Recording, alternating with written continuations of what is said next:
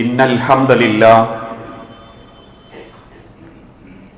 അൽഹംദുലില്ലാഹി റബ്ബിൽ ആലമീൻ വല്ലാഖിബത്തു ലിൽ മുത്തഖീൻ വലാ ഉദ്വാന ഇല്ലാ അലൽ ളാലിമീൻ വഉസല്ലി വഉസല്ലിമു അലാ അശ്റഫിൽ അംബിയാഇ വൽ മുർസലീൻ നബീനാ മുഹമ്മദിൻ വഅലാ ആലിഹി വഅസ്ഹാബിഹിൽ ഫായിസീന ബിരില്ലല്ലാഹ്. അല്ലാഹുമ്മ സ്വല്ലി അലാ മുഹമ്മദിൻ വഅലാ ആലി മുഹമ്മദ് കമാ സ്വല്ലൈത അലാ ഇബ്രാഹീമ വഅലാ ആലി ഇബ്രാഹീം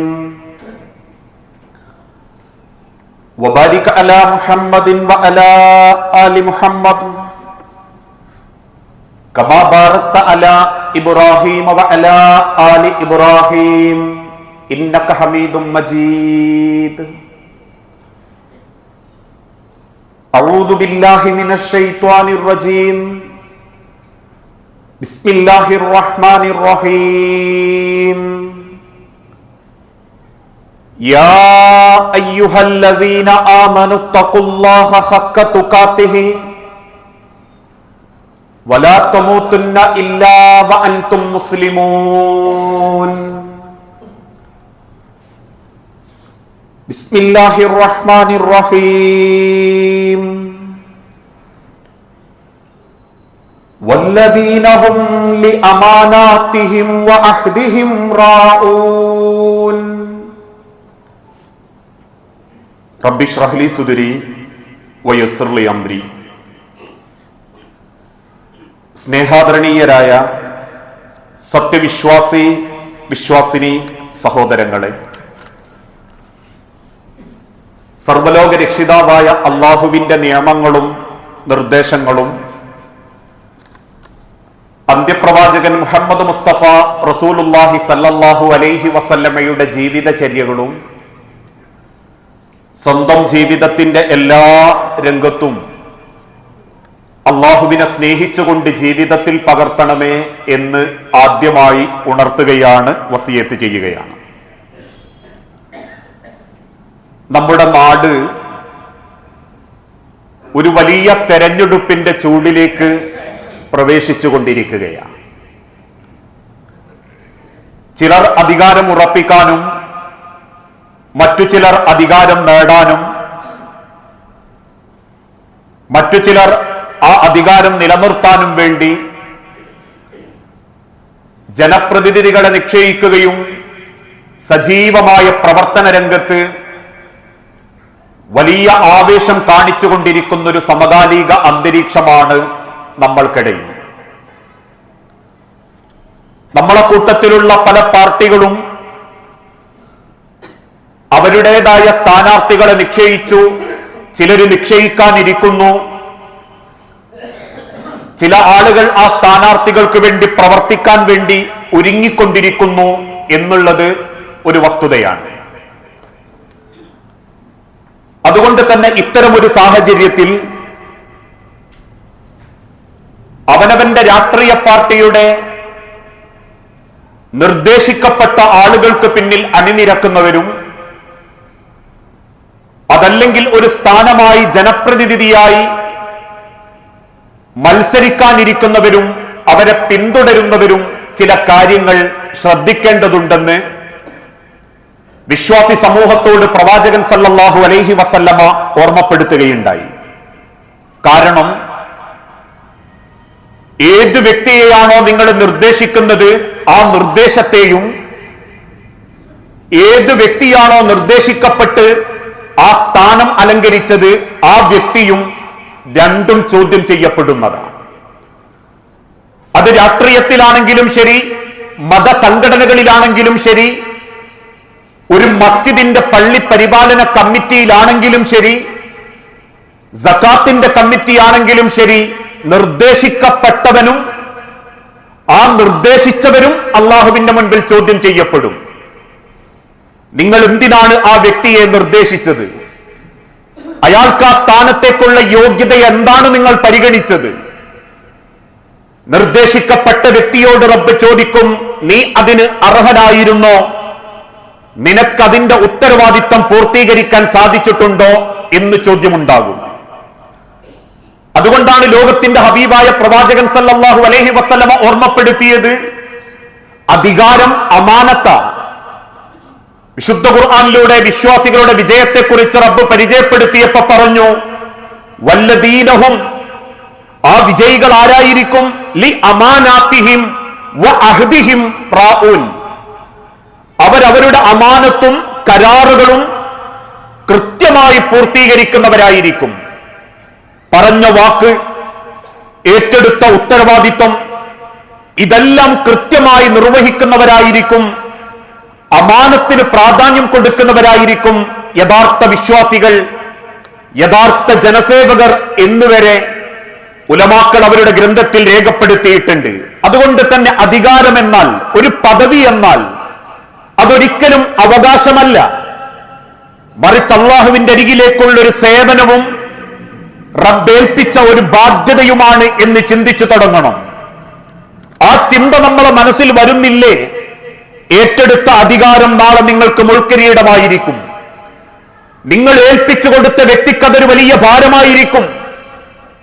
ഒരു വ്യക്തിയെ അറിയാതെയാണ് അയാളെ നിങ്ങൾ പിന്താങ്ങുന്നതെങ്കിൽ, അല്ലെങ്കിൽ നമ്മളെ തലയിൽ നിന്നും ഒഴിവാക്കാൻ വേണ്ടിയാണ് നിങ്ങൾ ആ വ്യക്തിയെ മുന്നിലേക്ക് ഇട്ടതെങ്കിൽ നമ്മളും ചോദ്യം ചെയ്യപ്പെടും. അത് റെസിഡൻസിന്റെ ഭാഗത്തുള്ള കമ്മിറ്റിയാണെങ്കിലും പള്ളിയാണെങ്കിലും മറ്റേത് വിഷയമാണെങ്കിലും, ഏതായാലും എന്റെ നേരെ വരുമ്പോഴേക്കും ഓനെയാക്കാം എന്ന് പറയുന്നുണ്ടെങ്കിൽ ആ നിർദ്ദേശം പോലും റബ്ബിന്റെ അടുത്ത് ചോദ്യം ചെയ്യപ്പെടും. മഹാനായ സിദ്ദീഖുൽ അക്ബർ റളിയല്ലാഹു അൻഹു പ്രവാചകൻ സല്ലല്ലാഹു അലൈഹി വസല്ലമയുടെ വഫാത്തിന് ശേഷം സ്വഹാബത്ത് പെട്ടെന്ന് തന്നെ അള്ളാഹുവിന്റെ പ്രവാചകന്റെ പ്രിയപ്പെട്ട സ്വഹാബി അബൂബക്കർ റളിയല്ലാഹു അൻഹുവിനെ ഖലീഫയായി തെരഞ്ഞെടുത്തു. ഖലീഫയായി തെരഞ്ഞെടുക്കപ്പെട്ട സിദ്ദീഖുൽ അക്ബർ മദീന പള്ളിയുടെ മുറ്റത്തേക്ക് ഇറങ്ങി നിന്ന് പറയുന്നൊരു വാക്കുണ്ട്, സ്വഹാബത്തെ, നിങ്ങൾ എന്നെ ഏൽപ്പിച്ചത് അള്ളാഹുവിന്റെ നരകത്തിലേക്കുള്ളൊരു യാത്രയാവരുത്. അള്ളാഹുവിന്റെ ഖുർആനിനും തിരുസുന്നത്തിനും അനുസരിച്ച് ഞാൻ തീരുമാനമെടുക്കുന്നുണ്ടോ, നിങ്ങൾ എന്നെ അനുസരിക്കണം. ഇനി അതല്ല, എനിക്കെവിടെയെങ്കിലും അതിന് വിരുദ്ധമാകേണ്ടി വന്നാൽ അത് പറഞ്ഞു തീരുമ്പോഴേക്കും സഹാബാക്കൾ എഴുന്നേറ്റ് നിന്ന് പറഞ്ഞു, ഖുർആനിനും ഹദീസിനും അള്ളാഹു ഏൽപ്പിച്ച ഉത്തരവാദിത്വം നിർവഹിക്കുന്നില്ല എങ്കിൽ ഞങ്ങളുടെ വാളുകൾ താങ്കളോട് മറുപടി പറയും എന്ന് സ്വഹാബത്ത് പറഞ്ഞപ്പോ സന്തോഷം കൊണ്ട് അബൂബക്കർ റളിയല്ലാഹു അൻഹു ആകാശത്തേക്ക് നോക്കിയിട്ട് പറഞ്ഞു, റബ്ബേ, ഇത്തരത്തിലുള്ള ഒരു സമുദായത്തിന്റെ നേതൃസ്ഥാനത്തേക്ക് വരാൻ പറ്റിയതിന് ഞാൻ അള്ളാഹുവിനോട് നന്ദിയുള്ളവനായിരിക്കും. അതായിരുന്നു അധികാരത്തെ സ്വഹാബത്ത് കണ്ടിരുന്നത്. അന്ന് തന്നെയാണ് ഒരു പെണ്ണ്, വൃദ്ധയായ സ്ത്രീ കരയുന്നത് സദസ്സിൽ വെച്ച് അള്ളാന്റെ പ്രിയപ്പെട്ട സ്വഹാബി കണ്ടു. ആളുകൾ ചോദിച്ച്, എന്തേ ഉമ്മ നിങ്ങൾ കരയാനുള്ള കാരണം? ആ ഉമ്മ പറഞ്ഞു, ഇന്നുവരെ എന്റെ ഒട്ടകത്തെ കറന്നു തന്നത്, എന്റെ ആടിനെ കറന്നു തന്നത് അബൂബക്കറായിരുന്നു. ഇന്ന് അദ്ദേഹം മക്കയുടെ ഖലീഫയായി, മദീനയുടെ ഖലീഫയായി. ഇനി എനിക്കാര് ഒട്ടകത്തെ കറക്കുമെന്ന് ആലോചിച്ച് ഞാൻ സങ്കടപ്പെടുകയാ എന്നാ വൃദ്ധ സ്ത്രീ പറഞ്ഞപ്പോ പെട്ടെന്ന് തന്നെ സിദ്ദീഖ് അക്ബർ റളിയല്ലാഹു അൻഹു പറഞ്ഞു, ഉമ്മ, ഇന്ന് വരെ ഞാൻ കറന്നതുപോലെ നാളെയും ഞാൻ കറക്കാൻ വരും. എനിക്ക് ആ പാലാണ് ഉമ്മ ഉപജീവനം. ഇതായിരുന്നു സഹാബത്ത് കണ്ട അധികാരത്തിന്റെ രീതി.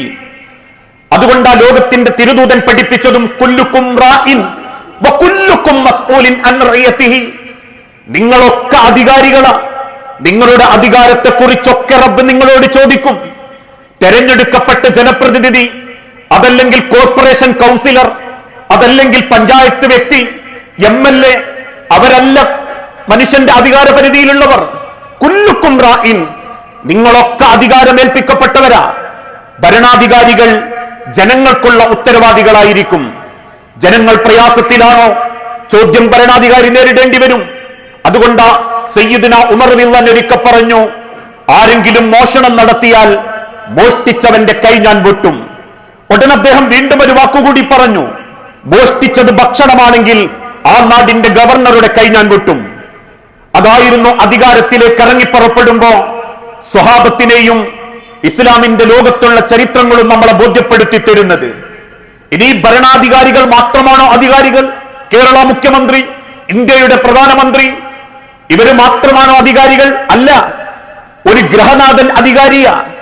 അവന്റെ കുടുംബത്തെ പറ്റി റബ്ബ് ചോദിക്കും. നിന്റെ ഭാര്യയെ, നിന്റെ മക്കളെ, അവർക്കുള്ള ഭക്ഷണം, അവർക്കുള്ള വസ്ത്രം, ആ കുടുംബത്തിൽ നീ നടപ്പിലാക്കിയ ദീന്, ഇതെല്ലാം ഒരു ഗൃഹനാഥനോട് റബ്ബ് ചോദിക്കും. കാരണം ഒരു കുടുംബത്തിന്റെ ഗൃഹനാഥൻ ആ ആണായിരിക്കുമെന്ന് അർ-റിജാലു ഖവ്വാമൂന അലൻ നിസാഇ വൽ റജുലു റാഇയത്തുൻ അലാ അഹ്ലിഹാ എന്ന് വിശുദ്ധ ഖുർആനിലും തിരുസുന്നത്തിലും കൃത്യമായി നമുക്ക് കാണാൻ സാധിക്കും. ഇനി അതല്ലൊരു മുതലാളിയാണോ? തൊഴിലാളിയുടെ മുൻപിൽ അദ്ദേഹം അധികാരിയാ. ആ തൊഴിലാളികൾക്ക് വേതനം കൊടുക്കണം, വേർപ്പ് വറ്റുന്നതിന്റെ മുൻപേ അയാളുടെ കൂലി കൊടുക്കണം, അതോടൊപ്പം തന്നെ അയാൾക്ക് സുരക്ഷിതമായി ജോലി ചെയ്യാനുള്ള സംവിധാനം ഒരുക്കണം. ഇതൊക്കെ ഒരു മുതലാളിക്ക് ഏൽപ്പിക്കപ്പെട്ടതാ. ഇക്കഴിഞ്ഞ ദിവസം നമ്മൾ കണ്ടല്ലോ, ഏതോ നാട്ടിൽ നിന്നും കൊണ്ടുവരപ്പെട്ട വലിയ ഗ്ലാസ് ഇറക്കാൻ വേണ്ടി അതിന് കഴിവുള്ള ആളുകൾ ഉണ്ടായിട്ടും ആരും അറിയാതെ പരിചയക്കുറവുള്ള ഏതോ 4 ബംഗാളികളെ വിളിച്ച് ലാഭമുണ്ടാക്കാൻ വേണ്ടി ഒരു മുതലാളി ശ്രമിച്ചപ്പോ ഒരു ഗ്ലാസ് ശരീരത്തിലേക്ക് അടിഞ്ഞ് 2 ഗ്ലാസിന്റെ ഇടയിൽപ്പെട്ട ഒരു സാധു രക്തം വാർന്ന് മരിച്ചിട്ടുണ്ടെങ്കിൽ കൊലപാതകിയ ആ മുതലാളി. അറിഞ്ഞുകൊണ്ട് കൊലക്കു കൊടുക്കുന്ന ആളുകൾ, അവിടെ ഇസ്ലാം പഠിപ്പിച്ചു അവനെ സുരക്ഷിതനായിട്ട് ചെയ്യാൻ അനുവദിക്കണം. നിങ്ങളോടൊപ്പം അവന് സമയമാകുമ്പം ഭക്ഷണം കൊടുക്കണം, അവന്റെ വേർപ്പ് വറ്റുന്നതിന്റെ മുൻപേ കൂലി കൊടുക്കണം. പറഞ്ഞ ജോലി അവൻ ചെയ്തിട്ടുണ്ടോ? സമയം ഇനിയും ബാക്കിയുണ്ടെങ്കിൽ, നിങ്ങൾ അധിക ജോലി ഏൽപ്പിക്കുന്നുണ്ടെങ്കിൽ ആ ജോലിക്കുള്ള കൂലി കൂടി നിങ്ങൾ കൂട്ടിക്കൊടുക്കണം. ഇതൊരു മുതലാളിക്ക് തൊഴിലാളിയോടുള്ള അധികാരമാ. ഇനി തൊഴിലാളിക്ക് മുതലാളിയോടുണ്ട്. തന്നെ വിശ്വസിച്ചേൽപ്പിച്ച മുതലാളിയോട് അവൻ അധികാരപ്പെട്ടവനാ. ആ സ്ഥാപനത്തിൽ എന്റെ കുടുംബം പൊറ്റുന്ന മുതലാളിക്ക് എന്റെ ശ്രദ്ധക്കുറവ് കൊണ്ട് ഒരു രൂപ ഉണ്ടാവരുത് എന്ന് ചിന്തിക്കുന്ന തൊഴിലാളിയാവണം. അദ്ദേഹം എനിക്ക് നൽകുന്ന പണം എനിക്ക് ഹലാലാവണമെങ്കിൽ ഞാൻ ഏൽപ്പിക്കപ്പെട്ട അധികാരത്തിൽ അദ്ദേഹത്തോട് നീതി കാണിക്കണം എന്ന് തൊഴിലാളികൾക്ക് ചിന്തിക്കാൻ പറ്റണം. ഒരു അധ്യാപകൻ വിദ്യാർത്ഥികളെ പറ്റി ചോദ്യം ചെയ്യപ്പെടും. ആ വിദ്യാർത്ഥി നിന്റെ മുൻപിൽ വന്നപ്പോ അദ്ദേഹത്തിന് നീ അറിവ് കൊടുത്തോ? നിന്റെ സമയം കൊണ്ട് അദ്ദേഹത്തിന് രക്ഷിതാവാകാൻ പറ്റിയോ? വിദ്യാർത്ഥികൾ അധ്യാപകരോട് നീതിയുള്ളവരാകണം. പറയപ്പെട്ട കാര്യങ്ങൾ പഠിക്കേണ്ട ഉത്തരവാദിത്വം എനിക്കുണ്ട് എന്ന് ചിന്തിക്കുന്ന രീതി. ഇങ്ങനെ ഓരോരുത്തർക്കും റബ്ബ് കൊടുത്ത ഒരുപാട് പദവികളുണ്ട്. ആ പദവികളൊക്കെ നാളെ റബ്ബിന്റെ മുൻപിൽ ചോദ്യം ചെയ്യപ്പെടും. അല്ലാതെ അധികാരികൾ എന്ന് പറയുമ്പോ ഏതെങ്കിലും ഇന്ത്യയുടെയും കേരളത്തിന്റെയും ഒക്കെ രാഷ്ട്രീയ നേതാക്കന്മാരെ പെടൂ എന്ന ധാരണ ഒരു വിശ്വാസിക്കൊരിക്കലും വെച്ച് പുലർത്താൻ പാടില്ല. ആ പദവികൾ ചോദ്യം ചെയ്യപ്പെടുമ്പോ ആരെങ്കിലും അന്യായമായി ആ പദവി ഉപയോഗിച്ചിട്ടുണ്ടെങ്കിൽ അവന് സ്വർഗം നിഷിദ്ധമാക്കപ്പെടും. ഹബീബായ പ്രവാചകൻ സല്ലല്ലാഹു അലൈഹി വസല്ലം ഒരിക്കൽ പറഞ്ഞു, മാമിൻ അബ്ദിൻ, ഒരടിമക്ക് യസ്തറഈഹില്ലാഹു റഅയതൻ, അല്ലാഹു ചില പദവികൾ കൊടുത്തു. എന്ത് എന്ന് ലോകത്തിന്റെ ഹബീബ നബികൾ പറയുന്നില്ല. അവൻ അല്ല ചില പദവികൾ കൊടുത്തു. അത് വാപ്പ എന്ന പദവിയാവാം, ഉമ്മ എന്ന പദവിയാവാം. അള്ളാഹു ഏൽപ്പിച്ച ഏതോ ഒരു പദവി അവന് കിട്ടി. ഫയമൂതു യൗമ യമൂതു, മരിക്കേണ്ട ദിവസം സമയം അള്ളാഹുവിന്റെ അരികിലേക്ക് അവൻ മടങ്ങി. വഹുവ ആശുൻ ലിറഇയതിഹി, അവനെ റബ്ബേൽപ്പിച്ച ഏതെങ്കിലും ഒരു പദവിയിൽ അവൻ വഞ്ചന കാണിച്ചിട്ടുണ്ടെങ്കിൽ, ഉത്തരവാദിത്വം അവൻ ചെയ്തിട്ടില്ലെങ്കിൽ, ഇല്ലാ ഹറമല്ലാഹു അലൈഹിൽ ജന്ന, റബ്ബ് അവന് സ്വർഗം നിഷിദ്ധമാക്കിയിരിക്കും. അവന്റെ സ്വർഗം റബ്ബ് അവന് നിഷിദ്ധമാക്കിയിരിക്കും. ഇന്നത്തെ കാലഘട്ടത്തിൽ പദവി ചില ആളുകൾക്ക് ചൂഷണം ചെയ്യാനുള്ള മാർഗമാ അല്ലേ? ആളുകളിൽ നിന്നും ശേഖരിക്കുന്ന സക്കാത്ത് പൈസ പോലും വിതരണം ചെയ്യുമ്പോ 4 ആളുകളുടെ പവറും പത്രാസും എനിക്ക് കിട്ടണം, ഞാൻ പറയുന്നത് പോലെ അവര് കേട്ടാലേ സക്കാത്തിന്റെ പൈസ വരെ കൊടുക്കൂ എന്ന ധാരണയുണ്ടെങ്കിൽ ആ പദവി, സ്ഥാനം, കമ്മിറ്റി നിങ്ങൾക്കുള്ള മുൾക്കിരീടമായിരിക്കും. ചില ആളുകൾക്ക് സ്ഥാനമോഹമാ. ആക്കാത്തതിന്റെ പേരിൽ, പദവി കിട്ടാത്തതിന്റെ പേരിൽ പിന്നെ വരിസംഖ്യല്ല, നാട്ടിലുള്ള കമ്മിറ്റികളോട് അനുഭാവമില്ല. കാരണം ഞാനൊക്കെ ഉണ്ടായിക്കൊണ്ടിരിക്കുമ്പം ആ വലിയ വന്നുകൂടിയ വരത്തനാ കൊടുത്തത് എന്ന ധാരണയുണ്ടെങ്കിൽ, ഒരു വരത്തനാണ് നിങ്ങളെ അധികാരത്തിന്റെ സ്ഥാനത്ത് നിയന്ത്രിക്കാൻ വന്നത് എങ്കിൽ ആ വേർതിരിവ് നിങ്ങൾ ആ ജനപ്രതിനിധിയോട് അല്ലെങ്കിൽ നിങ്ങളുടെ സ്ഥാനക്കാരനോട് കാണിക്കുന്നുണ്ടെങ്കിൽ അവരും കുറ്റക്കാരാ. ലോകത്തിന്റെ തിരുതൻ ഓർമ്മപ്പെടുത്തി, ഒരിക്കലും പൊങ്ങച്ചത്തിന് വേണ്ടിയും ജനങ്ങൾക്ക് മുൻപിൽ ആളാവാൻ വേണ്ടിയും നിങ്ങളൊരു അധികാരത്തെയും സ്വാധീനിക്കാൻ പാടില്ല. അത് രാഷ്ട്രീയത്തിലാണെങ്കിലും മതത്തിലാണെങ്കിലും മസ്ജിദ് കമ്മിറ്റിയിലാണെങ്കിലും എന്ന് ഉലമാക്കൾ അവരുടെ ഗ്രന്ഥത്തിൽ കൃത്യമായി രേഖപ്പെടുത്തിയിട്ടുണ്ട്. മഹാനായ ഷെയ്ഖ് ഇബ്നു ബാസ് റഹിമഹുല്ലാ അദ്ദേഹത്തിന്റെ അറബി തഫ്സീറുകളിൽ കാണാൻ സാധിക്കും, നിങ്ങളൊരു അള്ളാഹുവിന്റെ ഭവനം ഏറ്റെടുത്തിട്ടുണ്ടെങ്കിൽ ആ ഭവനത്തിൽ നമസ്കരിക്കാൻ വരുന്നവർക്കുള്ള സാഹചര്യം നിങ്ങൾ ഒരുക്കണം. ആ ഭവനത്തിൽ നിങ്ങളുടെ ഉത്തരവാദിത്വം നിർവഹിക്കുന്ന ഇമാമിനെ നിങ്ങൾ മറ്റാരേക്കാളും പരിഗണിക്കണം. ജീവിതത്തിൽ പലർക്കും ഉണ്ടായ ഒരു അനുഭവം എന്റെ ജീവിതത്തിലും മാസങ്ങൾക്ക് മുൻപുണ്ടായിരുന്നു. ഒരു വലിയ യാത്രക്ക് നേരം വെളുത്തു പോകുന്നതിനിടയിൽ വല്ലാതെ പ്രാഥമിക ആവശ്യത്തിന് മുത്തൊഴിക്കാനുള്ള ഒരു സാഹചര്യം നോക്കി ഒരു പള്ളിയുടെ മുൻഭാഗത്തേക്കെത്തി. കണ്ട സന്തോഷത്തിൽ ഇറങ്ങിച്ചെന്ന് ആ പള്ളിയുടെ ഗേറ്റ് നോക്കിയപ്പോ രണ്ടു ഭാഗവും അടച്ചിട്ടിരിക്കുന്നു. ഒരുപാട് തവണ മുട്ടി വിളിച്ചപ്പോ അകത്തു നിന്നും ഉറക്കച്ചവടോടെ ഇറങ്ങി വന്ന ഒരു ബംഗാളി ചെറുപ്പക്കാരൻ പറഞ്ഞു, 12 മണിക്ക് തുറക്കാനേ സെക്രട്ടറി പറഞ്ഞിട്ടുള്ളൂ. അത്തരത്തിലുള്ള സാഹചര്യത്തിലേക്ക് നമ്മളെ ഭവനങ്ങൾ എത്തുന്നുണ്ടെങ്കിൽ എന്തിനാ പള്ളിയിൽ 15 അംഗ കമ്മിറ്റി? ആഴ്ചയിൽ പിരിവ് നടത്താനും മറ്റേതെങ്കിലും അർത്ഥത്തിൽ ഒരു ലേലം വിളിക്കാനും, അതല്ലെങ്കിൽ നാട്ടിലുള്ള ഏതെങ്കിലും ചില കാര്യങ്ങൾക്ക് മാത്രമല്ല. ചിലരൊക്കെ പറയാറുണ്ട്, രാവിലെ തുറന്നു വെക്കുമ്പോൾ ചിലർ കാലുമ്മൽ ചളിയൊക്കെ ചവിട്ടിയിട്ട് വരാറുണ്ട്. അത് കഴുകാനും വൃത്തിയാക്കാനും റബ്ബേൽപ്പിച്ച ഉത്തരവാദിത്തമാ പള്ളി കമ്മിറ്റി. അതല്ലാതെ മാസത്തിലെ കറണ്ട് ബില്ലടിക്കാനും ഒരു പിരിവ് നടത്താനും അള്ളാന്റെ ഹബീബ് ഒരു പള്ളിക്കാരനെ ഏൽപ്പിച്ചിട്ടില്ല. ഇത് മതപരമായ കാര്യങ്ങളിൽ ഒരു രംഗത്തിടപെടുന്ന ഒരു മനുഷ്യനുണ്ടാവേണ്ട സൂക്ഷ്മതയാ. ജനങ്ങളെ സേവിക്കാൻ, അവർക്ക് ഉപകാരം ചെയ്യാൻ. ഇനി ആരും ചെയ്തിട്ടില്ലെങ്കിലും ഒരു കപ്പ് വെള്ളമൊഴിച്ച് ആ മണ്ണൊന്ന് തൊട്ടു തുടച്ചു കളഞ്ഞാൽ എനിക്ക് ഏറ്റവും വലിയ കൂലി കിട്ടും എന്ന് ചിന്തിക്കുന്ന മനോഭാവമാണ് ഒരധികാരിക്ക് ഒരു പദവിക്കിറങ്ങുമ്പോ നമ്മളെ മനസ്സിലുണ്ടാകേണ്ടത്.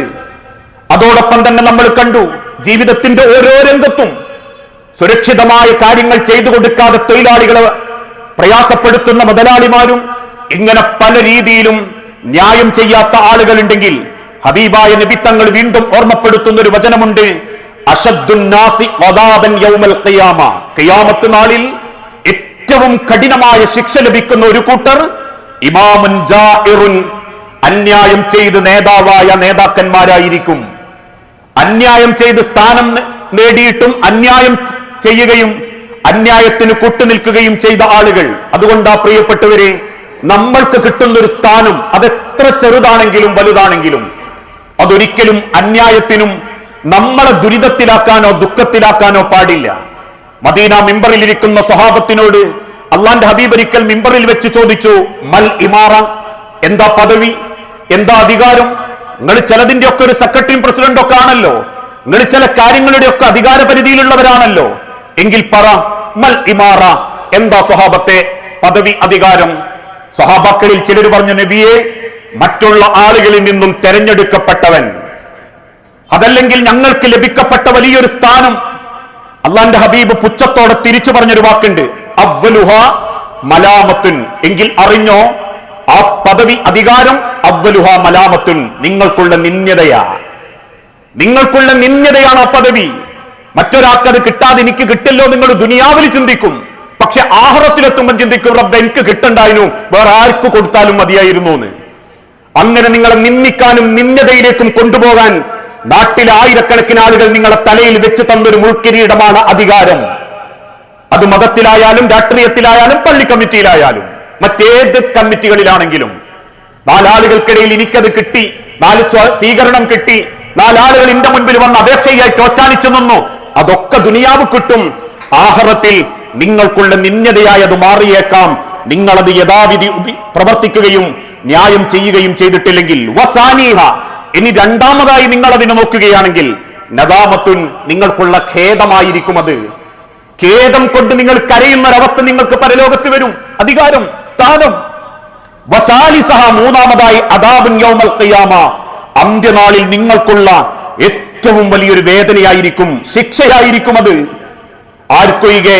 ഇല്ലാമൻ റഹിമ, ജനങ്ങളോട് കാരുണ്യത്തോടെ പെരുമാറുകയും വഅദ്ല, നീതിയോടെ പ്രവർത്തിക്കുകയും ചെയ്തവർക്കൊഴികെ ബാക്കി മുഴുവൻ ആളുകൾക്കും ആ അധികാരം ഖേദവും നിന്ദതയും വലിയ വേദനക്കുമുള്ള അടയാളമായിരിക്കുമെന്ന് അള്ളാഹുവിന്റെ ഹബീബ നബി തങ്ങൾ ഓർമ്മപ്പെടുത്തി തന്നു. പ്രിയപ്പെട്ടവരെ, അധികാരത്തിന് വേണ്ടി പലതും കാണിച്ചു കൂട്ടുന്ന ഒരു ലോകത്ത്, സ്ഥാനമാനങ്ങൾക്ക് വേണ്ടി വാവിട്ട വാക്കും പിന്നിൽ നിന്നുള്ള കുത്തുകളും നടത്തുന്ന ഒരു കാലഘട്ടത്തിൽ മനുഷ്യരോരോരുത്തരും ചിന്തിക്കേണ്ടത്, എന്റെ അധികാരം കൊണ്ട് എനിക്ക് നിശ്ചയിക്കപ്പെട്ട പരിധിക്കുള്ളിൽ ഒരാൾക്കെങ്കിലും ഒരു നന്മ ചെയ്തു കൊടുക്കാൻ പറ്റിയാൽ ഞാൻ അതിന് സന്നദ്ധനാണ് എന്ന് ചിന്തിച്ചുകൊണ്ട് പ്രവർത്തിക്കുന്നവനാണ് റബ്ബിന് ഏറ്റവും ഇഷ്ടപ്പെട്ട വ്യക്തികൾ.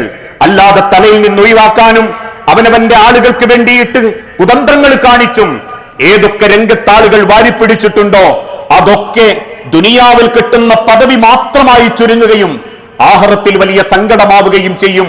അതുകൊണ്ട് ഒരിക്കൽ പ്രവാചകൻ സല്ലല്ലാഹു അലൈഹി വസല്ലമയുടെ കാലഘട്ടത്തിന് ശേഷം മഹാനായ ഉമർ ഇബ്നുൽ ഖത്താബിന്റെ കാലഘട്ടത്തിൽ നട്ടപ്പാതിര നേരത്ത് വേഷം മാറി മക്കയിലെയും മദീനയിലെയും പല ഈത്തപ്പനയുടെ മറവിൽ നിന്ന് സ്വഹാബത്തിന്റെ ജീവിതം നിരീക്ഷിക്കുന്ന ഒരു രാത്രി 4-5 മക്കൾ ഒരു അടുപ്പിന്റെ ചുറ്റുമിരുന്ന് ഒരു കലത്തിൽ അല്പം വെള്ളം വെച്ച് ഉമ്മ ആട്ടിക്കൊണ്ടിരിക്കുന്ന രംഗം കാണുന്നത്.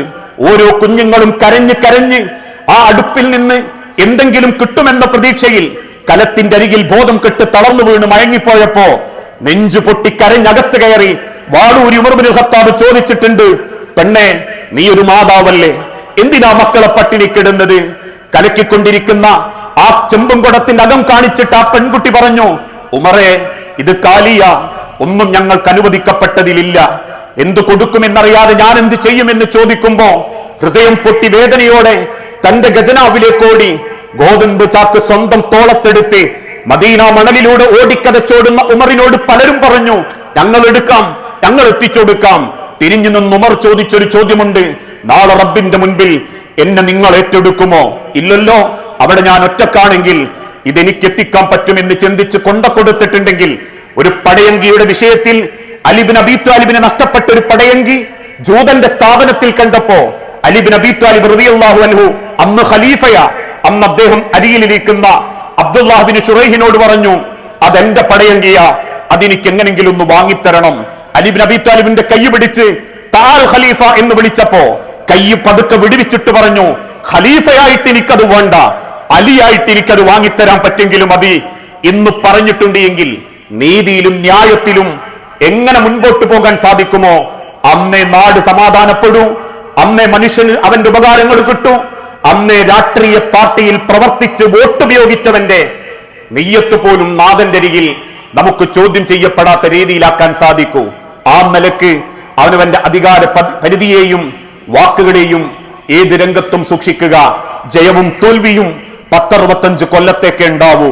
100 കൊല്ലം മുൻപ് ജീവിച്ചവരാരും ഇന്ന് ഈ കൂട്ടത്തിലില്ല, മണ്ണിന്റെ അടിയില. ഇനി അങ്ങോട്ടൊരു 10-100 കൊല്ലം കഴിഞ്ഞ നമ്മൾ ആരും ഈ മണ്ണിന്റെ മേലെ ഉണ്ടാവില്ലെങ്കിൽ കിട്ടാവുന്ന ദുനിയാവിലെ ജീവിതത്തില് നീതിയും ന്യായത്തിന്റെയും ചേർന്ന് നിൽക്കുന്ന നന്മയുള്ള ആളുകളാവാൻ ശ്രമിക്കുക. അങ്ങനെയുള്ള മുഅ്മിനീങ്ങളിൽ അള്ളാഹു നമ്മളെ എല്ലാവരെയും ഉൾപ്പെടുത്തി അനുഗ്രഹിക്കുമാറാകട്ടെ.